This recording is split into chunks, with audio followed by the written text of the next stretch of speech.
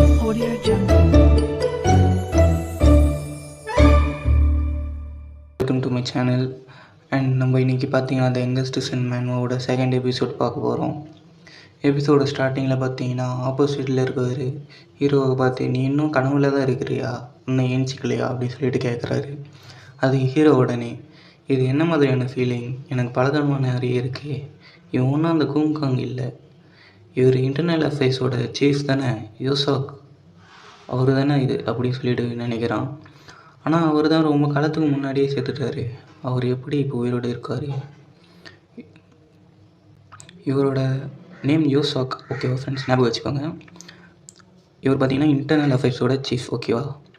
Hero, நான் நரகத்தில் இருக்கேன்னா என்ன, யோசாக் உடனே, நீ இன்னும் தூக்கத்துலேருந்து எழுந்துக்கலை, இது வரைக்கும் நான் வாழ்நாள் 4 நாளில் 3 யங் மாஸ்டருக்கு கற்றுக் கொடுத்துருக்கேன், ஆனால் உன்ன மாதிரி என்னை யாரும் அட்டாக் பண்ண வரல, நீ கொஞ்சம் ஸ்பெஷல் தான் போலையே அப்படின்னு சொல்லிட்டு நினைக்கிறாரு.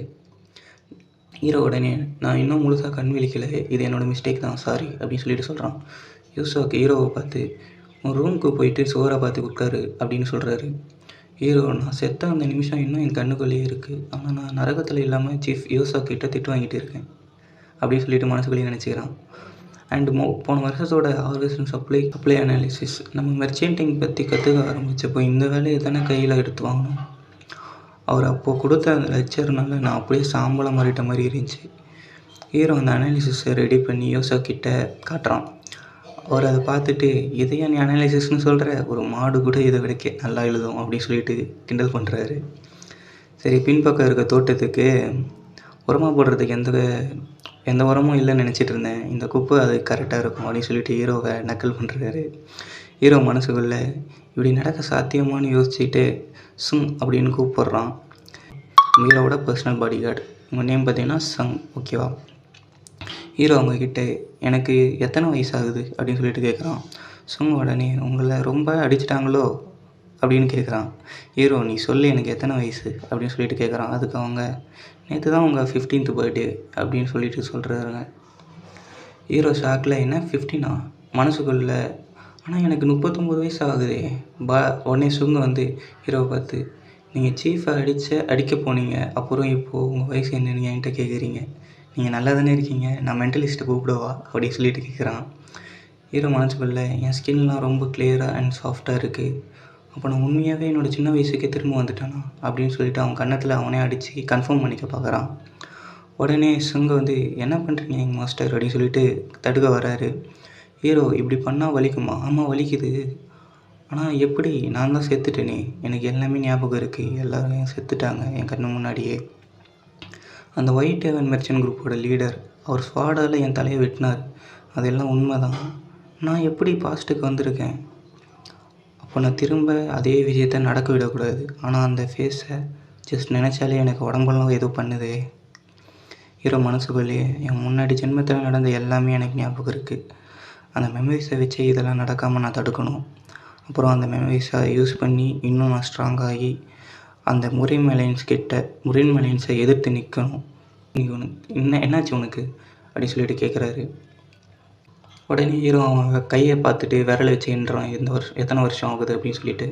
ஹீரோக்கு இப்போ தான் ஞாபகமே வருது, இன்னும் 1 வீக் தான் இருக்குது அந்த பெரிய சம்பவம் நடக்கிறதுக்கு அப்படின்னு சொல்லிட்டு நினைக்கிறான். உடனே சங்கு வந்து சொல்கிறாரு, இப்போ என்ன பண்ணலான்னு சொல்கிற ஹீரோ, நம்ம ஏதாவது பண்ணணும் யாருக்கும் தெரியாமல் அப்படின்னு சொல்லி சொன்னோன்னே அவர் வந்து ஷாக் ஆகிட்டு, என்னடா சொல்கிற நீ, உனக்கு அந்த அளவுக்கு முத்தி போச்சா பப்பட்டி அப்படின்னா. பப்பட்டின்னா ஃபஸ்ட்டு நீங்கள் என்னென்னா, இந்த பாய்ஸ்க்கு வந்து மெச்சூரிட்டி அந்த ஃபீலிங்ஸ் வந்து ஸ்டார்ட் ஆக தருணம் இருக்குல்ல, அதை தான் பப்பட்டி அப்படின்னு சொல்லுவாங்க, ஓகேங்களா. நெக்ஸ்ட் சீனில் பார்த்தீங்கன்னா யாரோ ஒருத்தனை காமிக்கிறாங்க. அவன் இதை நம்பலாமா, ஏதோ ஒரு சீக்ரெட் மெசேஜை படிக்கிறான், நம்பலாம் அப்படின்னு சொல்லிட்டு ஏதோ ஒரு சீக்ரெட் மெசேஜை படிக்கிறான். ஹீரோ இப்போவே மெர்ச்சன்ட்ஸை பற்றி கற்றுக்கிறான். அப்புறம் அவனுக்கு பாடி கார்டாக ஒரு மார்ஷல் ஆர்ட்ஸ் மாஸ்டர் வேறு இருக்கார் அப்படின்னு சொல்லிட்டு அந்த சீக்ரெட் மெசேஜில் போட்டிருக்கு. நெக்ஸ்ட் சீனில் அவன் இன்னொருத்தனை போயிட்டு மீட் பண்ணுறான். அவன், நீங்கள் இதை யார் கண்ணுக்கும் தெரியாமல் சீக்ரெட்டாக பண்ண முடியுமா அப்படின்னு சொல்லிட்டு கேட்குறான்.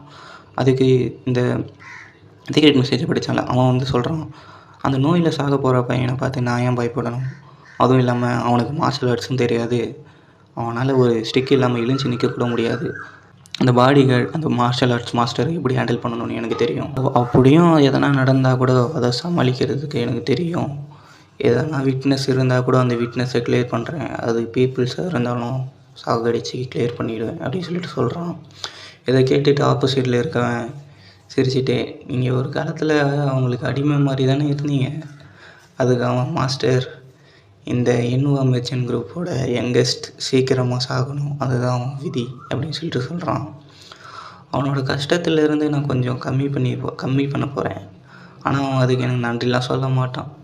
அவனோட சாவுக்காக காத்துட்டு இருக்கான். என்னோட திட்டத்தில் எனக்கு சந்தேகமே இல்லை. நெக்ஸ்ட் சீனில் பார்த்தீங்கன்னா சங்கை காட்டுறாங்க. சும்மா அந்த யங் மாஸ்டர், நம்ம இப்போ என்ன பண்ண போகிறோம் அப்படின்னு சொல்லிட்டு கேட்குறான். ஹீரோ, உங்களுக்கு தான் தெரியும்ல நான் கொஞ்சம் வீக், ஸோ எக்ஸசைஸ் பண்ணலாமல் வந்தேன் அப்படின்னு சொல்லிட்டு சொல்கிறான். நம்ம இப்படியே சுற்றிட்டு இருந்தால் ரொம்ப நல்லா இருக்கும், நமக்கு எதனா நல்லதாக கூட கிடைக்கலாம் அப்படின்னு சொல்லிட்டு சொல்கிறான். உடனே சங்கு வந்து, சுற்றிட்டே இருந்தால் அதெல்லாம் நல்லதாக கிடைக்குமா, எந்த மாதிரி நல்லதாக கிடைக்குன்னு சொல்கிறீங்க? ஹீரோ உடனே எக்ஸாம்பிளுக்கு ஹாங்கோஸில் கிடைக்கிற அற்புதமான மருந்து மாதிரி அப்படின்னு சொல்லிட்டு சொல்கிறான். இதோட செகண்ட் சாப்டர் முடியுது.